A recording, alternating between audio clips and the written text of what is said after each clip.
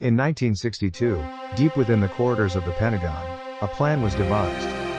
A plan so audacious, so morally bankrupt, that it defied belief. This wasn't a plot from a spy novel. It was a real proposal by the U.S. military to stage terrorist attacks on American soil. Its name? Operation Northwoods. The Cold War was at its peak. Fidel Castro had seized power in Cuba, aligning with the Soviet Union. The U.S. government was desperate to remove it. But how to justify a war against a neighboring nation? The answer, according to some military leaders, was deception. Operation Northwoods outlined a series of false flag operations. The idea: commit acts of terrorism against American civilians and military targets, then blame Cuba. Proposals included hijacking civilian planes and faking crashes, sinking boats filled with Cuban refugees, bombing U.S. cities like Miami and Washington, D.C., staging shootings and riots, all designed to create public support for a war against Cuba. The plan was detailed in a document titled Justification for U.S. Military Intervention in Cuba. It was approved by the Joint Chiefs of Staff and presented to Secretary of Defense Robert McNamara. The document even suggested developing a communist Cuban terror campaign in U.S. cities. The goal: to paint Cuba as a threat to peace in the Western Hemisphere. When the proposal reached President John F. Kennedy, he was appalled.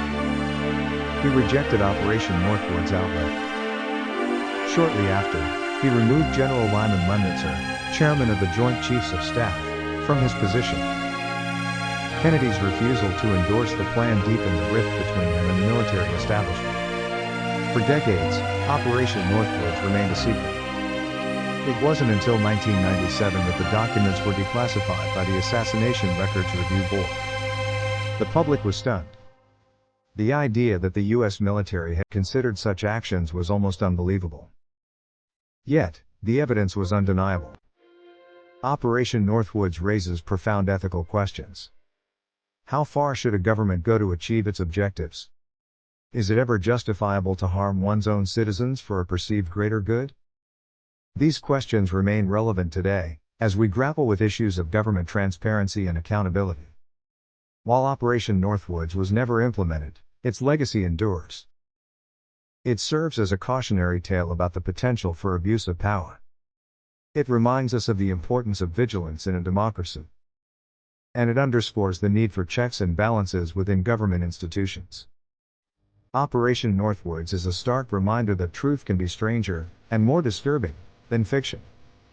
It's a chapter of history that challenges our assumptions and compels us to question authority. This is Black Files. If you're ready to uncover more hidden truths, subscribe and stay tuned.